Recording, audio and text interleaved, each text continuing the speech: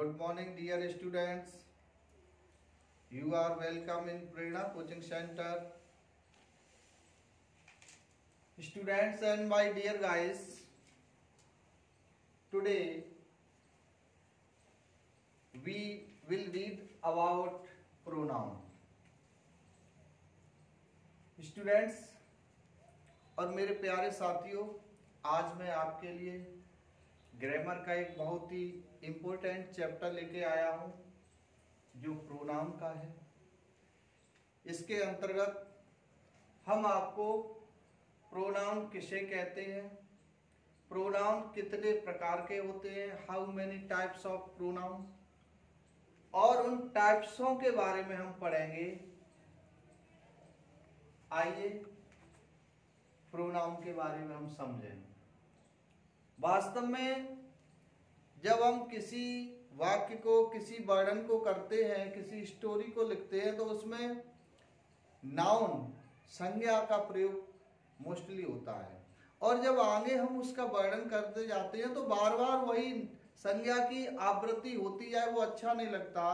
तो हमारी इंग्लिश के महान व्यक्तियों ने इसके लिए एक प्रोनाउन का प्रयोग किया जो उसकी पुनरावृत्ति को रोकता है। तो यह शब्द संज्ञा की पुनरावृत्ति को रोकने के लिए प्रयोग होता है। सबसे पहले आइए इसकी डेफिनेशन, परिभाषा के बारे में जानें कि प्रोनाउन किसे कहते हैं। Pronoun is a word that is used in place of a noun. Pronoun वह शब्द है जो संज्ञा के स्थान पर प्रयोग होता है। It means pronoun is substitute of noun. संज्ञा के स्थान पर आने वाला शब्द ही प्रोनाउन या हिंदी में सर्वनाम कहते हैं, सर्वनाम कहलाता है। साथियों, यह संज्ञा या नाउन फ्रेज कोई आ जाए उसके स्थान पर भी यही शब्द लगा सकते हैं। इसके कुछ एग्जाम्पल हम देख सकते हैं, जैसे ही, सी, यू, मी, माई सेल्फ, और भी हम भेदों में इसके सभी एग्जाम्पल्स को पढ़ लेंगे। तो साथियों, ये हमने प्रोनाउन के बारे में समझा कि जो शब्द संज्ञा के स्थान पर प्रयोग होता है उस प्रयोग होने वाले शब्द को हम इंग्लिश में प्रोनाउन, हिंदी में सर्वनाम कहते हैं। और यह प्रोनाउन नाउन की रिपीटेशन या कहते हैं बार बार नाउन की पुनरावृत्ति को रोकने के लिए प्रयोग होता है, जिसको इंग्लिश में कहते हैं pronoun is used to avoid the repetition of noun. Pronoun संज्ञा की पुनरावृत्ति को रोकने के लिए प्रयोग किया जाता है। आइए इसी में देखें काइंड्स ऑफ प्रोनाउन। अब बात आती है कि ये प्रोनाउन कितने प्रकार का होता है। प्रोनाउन के मोस्टली जो काइंड्स हैं उनको आज मैं आपके इस वीडियो में बताने जा रहा हूं। दोस्तों, इस वीडियो को आप अंत तक देखते रहें, क्योंकि इस वीडियो में प्रोनाउन जो ग्रामर का अच्छा चैप्टर माना जाता है, जिसकी हर एक बच्चे को, हर एक मेरे भाई को नॉलेज होना आवश्यक है। गलतियों को रोकने के लिए यह समझना बहुत जरूरी है। तो इसमें मैं अच्छी अच्छी चीजें आपको आज बताऊंगा, अतः अंत तक देखते रहें। और जिन साथियों ने हमारा चैनल सब्सक्राइब नहीं किया है, आप चैनल को सब्सक्राइब कर लें, जिससे जितनी भी हम वीडियो डालें आप तक तुरंत पहुंच सकें। चलिए साथियों, आगे बढ़ते हैं। Kinds of pronoun. प्रोनाउन के ये काइंड्स मैं आपको बताता हूं। एक पर्सनल प्रोनाउन होता है। प्रोनाउन के काइंड्स में एक पर्सनल प्रोनाउन है, possessive pronouns, reflexive pronoun, demonstrative pronoun, interrogative pronouns, relative pronouns, indefinite pronouns, reciprocal pronoun, और एक होता है एम्फेटिक प्रोनाउन। तो ये प्रोनाउन के काइंड्स थे। अब हम वन बाय वन इनके बारे में पढ़ेंगे। तो प्रोनाउंस जो है किस तरह से उसके स्थान पर प्रयोग करते हैं मैं आपको समझाऊं। कमल इज अ गुड बॉय। यहां पर देखिए कमल नाउन है। कमल साथियों क्या है? Noun. Kamal is a good boy. Kamal एक अच्छा लड़का है। और उसमें फिर बोले कि Kamal plays cricket. Kamal cricket खेलता है। तो यहाँ पर ये जो नाउन था इसका फिर रिपीटेशन, इसकी फिर दोबारा से आ गया, पुनरावृत्ति हो गई। तो इसको रोकने के लिए हम यहाँ पर क्या कर सकते थे कि कमल is a good boy, Kamal एक अच्छा लड़का है। ही प्लेज क्रिकेट, वह क्रिकेट खेलता है। इस जगह कमल के लिए एक प्रोनाउन प्रयोग कर सकते हैं जो है पुल्लिंग के लिए, मेल के लिए ही आता है, ही प्लेज क्रिकेट। ये ही आप किस तरह से आया वही इस चैप्टर में हम समझेंगे। आगे है कमल लव्स हिज पेरेंट्स। कमल अपने माता पिता से स्नेह या प्रेम करता है। तो कमल फिर नाउन आ गया। तो इस पुनरावृत्ति को जो बार बार नाउन प्रयोग कर रहा है इसको रोकने के लिए इस जगह हम एक प्रोनाउन जो प्रयोग कर सकते हैं। कमल एक बॉय है, मेल है, मेल के लिए फिर क्या आएगा, he loves his parents. Kamal's parents love Komal. Kamal's parents love Kamal. तो यहां पर देखें कमल के माता पिता कमल को प्रेम करते हैं। तो देखेंगे ये फिर नाउन आ गया। तो इस जगह हम कर सकते थे हिज। क्या आ सकता था, हिज। ये प्रोनाउन है, पेरेंट्स लव, और फिर नाउन की जगह हम कर सकते हैं हिम। इट मीन्स यहां ये बात आई कि जो संज्ञा नाउन की बार बार पुनरावृत्ति हो रही थी उस पुनरावृत्ति को हमने रोका, उस नाउन का प्रयोग न करके उसकी जगह पे एक वर्ड प्रयोग किया जो प्रोनाउन कहलाया। तो प्रोनाउन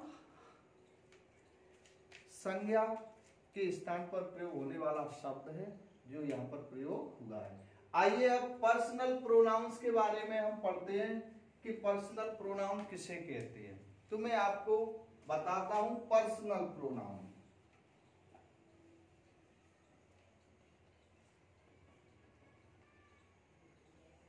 साथियों, जो प्रोनाउन पर्सन के लिए प्रयोग होते हैं, a pronoun that is used for persons is called personal pronoun. Used for persons, persons के लिए प्रयोग होते हैं, that is called personal pronoun. In Hindi we can say कि जो सर्वनाम व्यक्तियों के लिए प्रयोग किए जाते हैं उन्हें हम पर्सनल प्रोनाउन कहते हैं। ये प्रोनाउन तीन प्रकार का होता है। जो पर्सनल जो प्रोनाउन है ये 3 टाइप्स का होता है, मैं बताऊं। एक होता है फर्स्ट पर्सन, सेकंड पर्सन, और एक होता है थर्ड पर्सन। साथियों, ये 3 तरह के प्रोनाउन होते हैं, फर्स्ट पर्सन, सेकंड पर्सन और थर्ड पर्सन। फर्स्ट पर्सन इस टेबल में मैं आपको समझाता हूं। ये टेबल जब भी आप अपने सिलेबस को निकालते हैं, इस चैप्टर को निकालते हैं, तो ये टेबल निकल के आती है, उसमें बनी होती है। तो उस टेबल को आपको देखना है। देख के आज मैं इसको समझाई देता हूं। इस टेबल में कितने प्रोनाउन इंक्लूड शामिल किए गए हैं।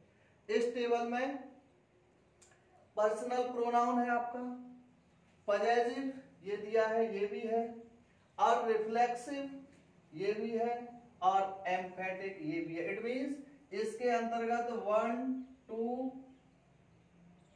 3 और 4 प्रोनाउन दिखाए गए।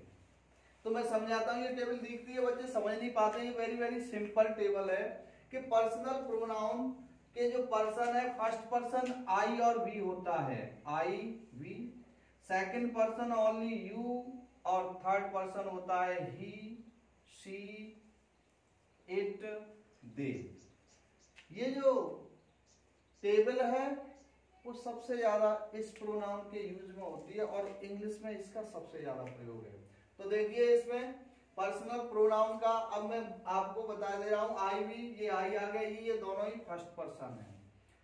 यू सेकंड दिया है, और ही, सी, इट, दे ये प्रोनाउन है। तो ये टेबल आपको दिखाई देगी। इसमें समझिए किस तरह से पर्सनल प्रोनाउन में होगा कि अगर उसका सब्जेक्टिव रूप है तो आई होगा, मैं, और ऑब्जेक्टिव है तो मी होगा। यू के दोनों होते हैं, ध्यान रखना। यू के लिए विशेष बात है, यू के सब्जेक्टिव और ऑब्जेक्टिव फॉर्म इज सेम, वो देख के हमें करना होता है वेरी वेरी केयरफुली। वी का सब्जेक्टिव होता है, वी सब्जेक्टिव है और इसका ऑब्जेक्टिव होता है अस। दे ऑब्जेक्टिव देम, ही सब्जेक्ट, हिम इसका ऑब्जेक्ट मिलेगा, सी और हर, इट और इट एक्टिव पैसिव। ट्रांसलेशन इनमें सब्जेक्ट ऑब्जेक्टिव केस जो होते हैं वो हमें बड़े ध्यान से रखने हैं। ये इसका होता है सब्जेक्टिव केस और ऑब्जेक्टिव केस। इसी तरह से पजेसिव, पजेसिव केस में क्या है मैं आपको बताऊं, पजेसिव प्रोनाउंस के बारे में अब बताता हूं। तो इसका एक एग्जांपल पहले मैं देना चाहता हूं। देखिए जैसे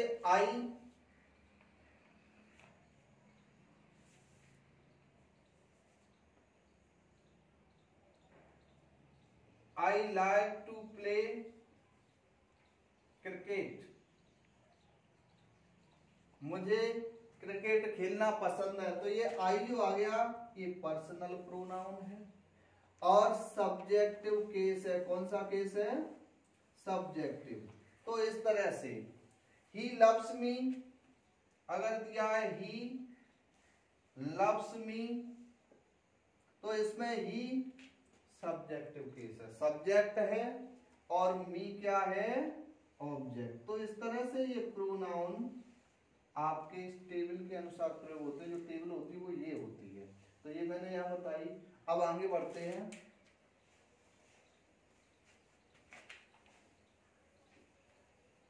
इधर से मैं ये यहां से हटाना चाहता हूं। आगे जो दूसरा है possessive pronoun.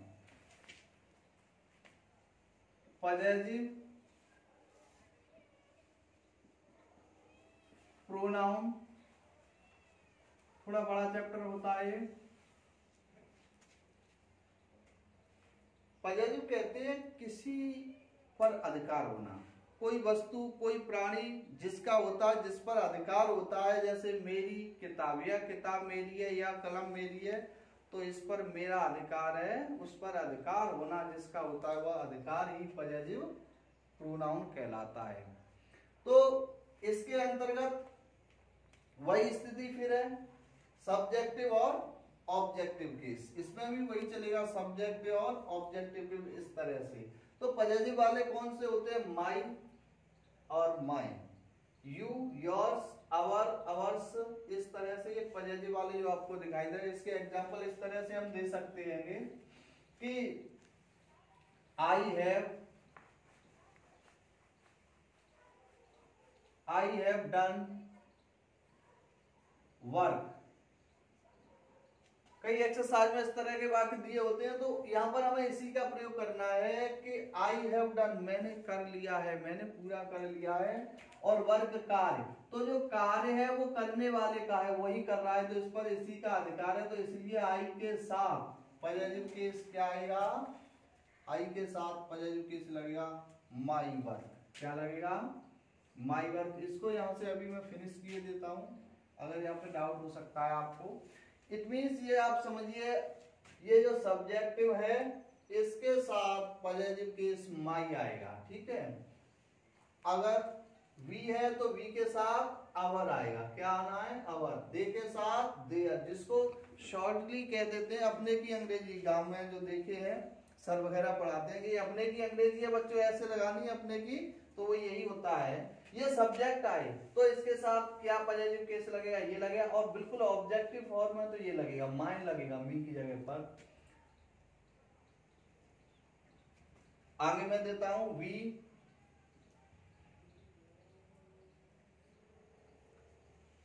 We were washing, यहां पर क्लोथ्स, तो क्या आएगा? We were washing clothes. और ऐसे विकल्प अगर दे दिया आवर, आवर्स, दे आर, तो क्या लगाएंगे जी? We were washing our clothes. क्या आएगा? Our clothes. अगर ऑब्जेक्टिव होगा तो आवर हो जाएगा। यहाँ पर ये नाउन से पहले लगना है, अधिकार वाले की लगनी है, तो ये वाला केस लग जाएगा। ठीक है, आगे बढ़ते हैं, इस तरह से देखते हैं। अगला है रिफ्लेक्सिव प्रोनाउन। इसको मैं हटाता हूं। रिफ्लेक्सिव प्रोनाउन जो इस टेबल के आधार पर वो भी चलता है। रिफ्लेक्सिव दिखाया है निजवाचक सर्वनाम।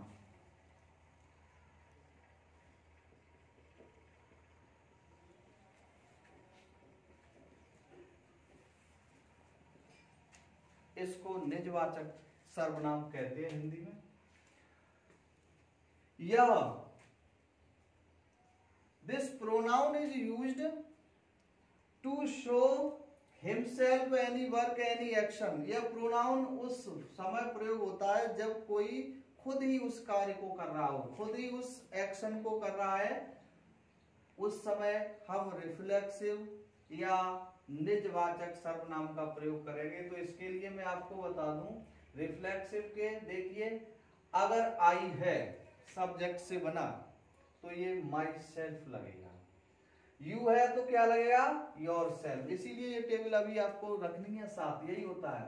अगर वी है तो वी के साथ आवर सेल्फ। देखिए यहाँ पर प्लूरल होने पर जो जो प्रोनाउन प्लूरल बनाते हैं उनमें एफ की जगह पर उस एफ को चेंज करके वीईएस कर दिया जाता है। देखिए यहाँ पर योर सेल्फ एक वचन भी होता है एसईएलएफ, और बहुवचन भी होता है।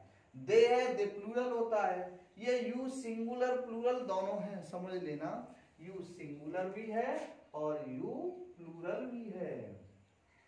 वी प्लूरल है, ये प्रोनाउन मैं आपको क्लियर किए देता हूं। दे भी प्लूरल प्रोनाउन है, बहुवचन है। ही सिंगुलर है, सी सिंगुलर है, इट सिंगुलर है। यहाँ पर देखिए बहुत अच्छी बात बता रहा हूं, जो बच्चे सी के साथ डू नॉट या डज नॉट लगाते हैं वहां पर कौन सा सिंगुलर है कौन सा प्लूरल है दिखाई देता हूं। वी प्लूरल है, दे प्लूरल है, ही सिंगुलर, सी सिंगुलर यानी एक वचन, इट एक वचन, और आई सिंगुलर है। आई क्या है, सिंगुलर है। इस तरह से ये प्रोनाउंस मैंने आपको बताए उनके वचन नंबर के बारे में। तो आइए अपने इस पर रिफ्लेक्सिव पर हम क्या करते हैं, इसमें उस सब्जेक्टिव केस के साथ ऑब्जेक्टिव जब बनाते हैं तो उसमें हर सेल्फ, हिमसेल्फ यानी सेल्फ लगा देते हैं उसके ऑब्जेक्टिव केस में, तो ये बन जाता है। और एम्फेटिक भी यही होता है। अंतर है वो मैं आपको बता रहा हूं। जैसे रिफ्लेक्सिव बताया कि कोई व्यक्ति कोई प्राणी स्वयं उस कार्य को करे, स्वयं करने के लिए इन शब्दों का प्रयोग हम कर लेते हैं इसके अनुसार उसके ऑब्जेक्टिव लिए। जैसे शी हर्ट, उसने चोट लगाई। आया हर सेल्फ, हर सेल्फ माने स्वयं, उसने स्वयं चोट लगा ली, ये सेकंड फॉर्म है। ये देखिए तो उसने स्वयं चोट लगा ली। तो सी के साथ आपका क्या आया, हर सेल्फ। ओके, अगर आया आई डू माई वर्क, और यहां पर वो प्रोनाउन आना है तो क्या आएगा, ये रिफ्लेक्सिव प्रोनाउन आई के साथ आपका कौन सा आएगा, देखिए आई के साथ आपका आएगा my self. Okay, SELF, sorry. तो इस तरह से हम अपने प्रोनाउन प्लूरल वाले वी के साथ में इस तरह से आवर सेल्फ लगा देंगे। इट मींस कहने का तात्पर्य मैं आपको बताना चाहता हूं, ये प्रोनाउन जब दोनों होते हैं तो डाउट हो रहे होंगे आपके कि ये प्रोनाउन कैसे समझ में नहीं आ रहा दोनों में। तो दोनों में वेरी वेरी सिंपल, कि ये अगर अकेला आए, क्या है, अकेला आए, इसके बाद नाउन इससे पहले ना हो कोई प्रोनाउन, तब ये होता है रिफ्लेक्सिव। और यहीं पर मैं लेता हूं उस एम्फेटिक को जो कि है यहाँ पर रिफ्लेक्सिव के बाद एक इसी का अगला है एम्फेटिक प्रोनाउन। मैं बताना चाहूंगा उसमें इसमें ज्यादा डिफरेंस नहीं है। एम्फेटिक प्रोनाउन देखिए हिंदी होती है दृढ़ता सूचक सर्वनाम। दृढ़ता कहते हैं जो जोर देने के लिए, फोर्स के लिए जो यूज होता है that is called emphatic pronoun. अगर यही कार्य वो कर रहा है, जोर दे कि मैंने ही कार्य किया, जब सब्जेक्ट खुद ही उस कार्य को करने के लिए जोर देता है, एम्फेसाइज करता है, तब इस प्रोनाउन का प्रयोग करते हैं, जिसको इंग्लिश में डिफाइन इस तरह से करते हैं, this pronoun is used to emphasise himself. यह सर्वनाम स्वयं ही जोर देने के लिए प्रयोग होता है। इसके मैंने एग्जाम्पल आपको बताए थे, यह सेम है और किस तरह से प्रयोग होते हैं इसी के अनुसार होते हैं। बट जो इसमें मैन इसमें जो अंतर है दोनों का, एग्जाम्पल जब एक ही है और उन्हीं के अनुसार आते हैं, तो ये प्रोनाउन, ये वाला प्रोनाउन के जो पर्सनल होगा, प्रोनाउन के तुरंत बाद आता है। किसके बाद में आता है? प्रोनाउन के तुरंत बाद। इसको मैं कर सकता हूं आई, इसका एग्जांपल ये यहां ये होगा आई माई सेल्फ, ये इसके तुरंत बाद आ जाएगा। जब यही तुरंत बाद आ जाए और वो जोर देने के लिए आते हैं, I myself do my work, मैंने स्वयं ही अपना कार्य किया। ठीक है, ओके, आगे बढ़ते हैं। इस तरह से ये दोनों कर लिए। अगला है डेमोन्स्ट्रेटिव प्रोनाउन। साथियों, अब इस प्रोनाउन के साथ हमें टेबल के आवश्यकता नहीं है। अब मैं टेबल हटाता हूं और अगले प्रोनाउन की ओर चलता हूं। उस प्रोनाउन का नाम है demonstrative pronoun. What is demonstrative pronoun? जिसको हिंदी में संकेतवाचक सर्वनाम कहते हैं। Demonstrative pronoun. आपको अगर किसी प्रकार की कोई समस्या, प्रॉब्लम्स आए तो प्लीज कमेंट में करके उसे पूछ सकते हैं और अपने सुझाव दें। कमेंट अवश्य करें और लाइक शेयर करना ना भूलें। संकेतवाचक सर्वनाम, जो प्रोनाउंस किसी नाउन या प्रोनाउन की ओर, जो सर्वनाम किसी नाउन की ओर इशारा, चाहे वो नजदीक है या दूर का, संकेत करने के लिए प्रयोग किए जाते हैं, उन्हें हम डेमोन्स्ट्रेटिव प्रोनाउन कहते हैं। Pronoun that is used to indicate a noun, it is used to indicate a noun, इशारा करने के लिए प्रयोग करते हैं। मोस्टली 4 है। This, very very simple, that, these, those. जो लोअर क्लास के स्टूडेंट्स होते हैं, छोटे बच्चे होते हैं, फर्स्ट सेकंड थर्ड में, उनमें दिस दैट दीज दोज के प्रयोग देते हैं, सिलेबस में आता है, वो यही प्रोनाउन होते हैं। तो देखिए, मैं इसका एग्जांपल दिखाता हूं। This is my book. Yes, demonstrative यही मैं बताना चाहूंगा। डेमोन्स्ट्रेटिव एडजेक्टिव और होता है, लेकिन उसकी विशेषता ये है, ये अकेला आता है, इसके साथ कुछ नहीं आता। इट मींस वर्ब तो अपनी जगह पर आ रही है, लेकिन जो डेमोन्स्ट्रेटिव एडजेक्टिव होता है वो अपने साथ यहाँ नाउन लाता है। क्या लाता है? जैसे दिस बुक इज माइन होगा तब होगा ये, तो यही होते हैं। तो दोनों में यही डिफरेंस है। अगर इनके बाद वर्ब आए मोस्टली तो ये प्रोनाउन होते हैं, और इनके तुरंत बाद नाउन आ जाए तब ये होते हैं डेमोन्स्ट्रेटिव एडजेक्टिव। देखिए, दिस दैट दीज दोज, यहाँ पर this singular, that singular, these plural और दोज प्लूरल के लिए होता है। बट दिस और दैट, ये दिस और दीज पास की वस्तुओं के लिए यह, और दैट दूर की वस्तुओं के लिए होता है। दूर की वस्तु में मैं बता रहा हूं प्लूरल में, दोज आर हॉर्सेस। सपोज ये घोड़े खड़े हैं तो पर्सन कह रहा है दोज आर हॉर्सेस, वो घोड़े हैं, तो इशारा किया, घोड़े नाउन है, उसके लिए किया those are horses. So those word is pronoun as a demonstrative pronoun. Next, interrogative pronoun. Interrogative pronoun, Hindi में इसको प्रश्नवाचक सर्वनाम कहते हैं। This pronoun is used to ask a question, to ask a question. यह प्रोनाउन वाक्य में प्रश्न पूछने के लिए प्रयोग होता है और सबसे ज्यादा यह प्रोनाउन टेंसों में आता है। What is your name, what are you doing. तो एग्जांपल है इसके, what are you doing,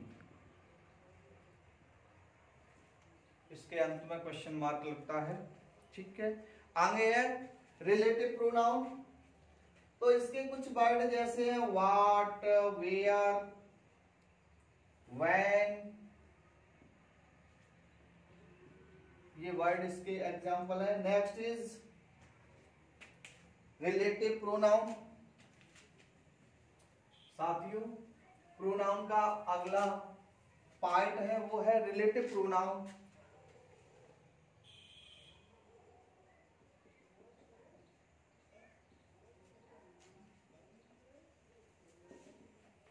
relative pronoun या प्रोनाउन पूर्व कथित संज्ञा से उसका संबंध दर्शाता है, तब इसे रिलेटिव प्रोनाउन कहते हैं। और यह प्रोनाउन बीच में जुड़कर उस वाक्य के साथ संबंध दर्शाता है। एग्जाम्पल है this is the book I lost yesterday. तो ये जो प्रोनाउन है मोस्टली बीच में आता है, relative pronoun. This is the book, which वस्तु के लिए विच आएगा, यह वही किताब है जो मेरी कल खो गई थी। तो इसके लिए मैं आपको बताना चाहूंगा कि इसके लिए जो क्वेश्चन वर्ड है एक दैट और आता है, वो बीच में आते हैं। क्वेश्चन वर्ड बीच में नहीं आते, टेंसों में हमेशा आगे आते हैं, यहाँ पर बीच में आता है रिलेटिव प्रोनाउन में। आगे बढ़े, अगला है इंडेफिनिट प्रोनाउन। इंडेफिनिट प्रोनाउन, इसके बारे में समझते हैं। अनिश्चयवाचक सर्वनाम, हिंदी में ये बहुत एग्जाम्स में भी पूछा जाता है, यहाँ पर भी है। अनिश्चयवाचक, जिस प्रोनाउन से डेफिनिट न हो। This pronoun is used for indefinite nouns.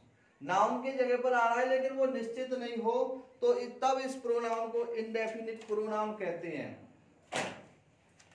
जैसे समवन इज कमिंग, कोई आ रहा है। समवन इज सब्जेक्ट की जगह पर आ रहा है कमिंग। अब कोई आ रहा है, बताइए कौन है? कोई आ रहा है, ये अनिश्चित है, ये नहीं पता है, तब ऐसे वर्ड प्रोनाउन है।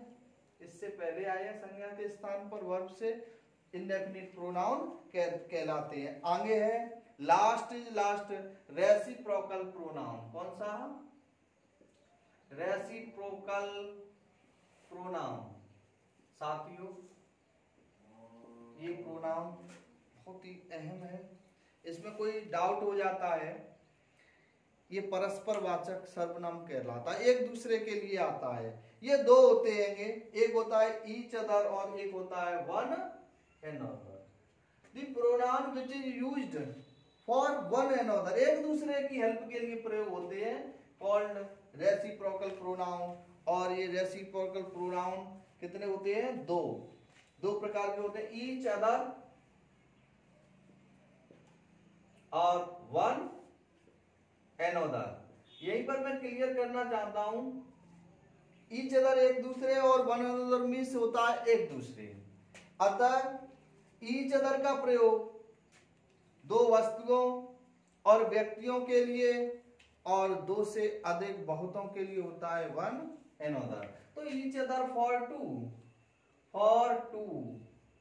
पर्सन और thing, but one another is used for more than two. More than two means दो से अधिक के लिए हम किसका प्रयोग करेंगे? More than two. दो से अधिक के लिए देन टू हम प्रयोग करते हैं वन एंड अदर, जो कि एक रेसिप्रोकल या हिंदी में कहते हैं परस्परवाचक संबंध। मैं एक बताता हूं, ये इस तरह की गलती आती है, Ram and Mohan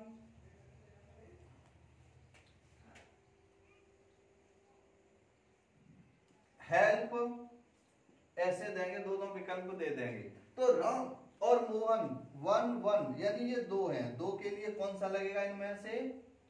each other. इसी तरह से वन एंड अदर दो से अधिक के लिए आएगा। अतः साथियों, डियर स्टूडेंट्स और मेरे साथियों, जो भी वीडियो आपको देखी पसंद आई होगी आशा करता हूँ। वीडियो को लाइक और शेयर करना ना भूलें।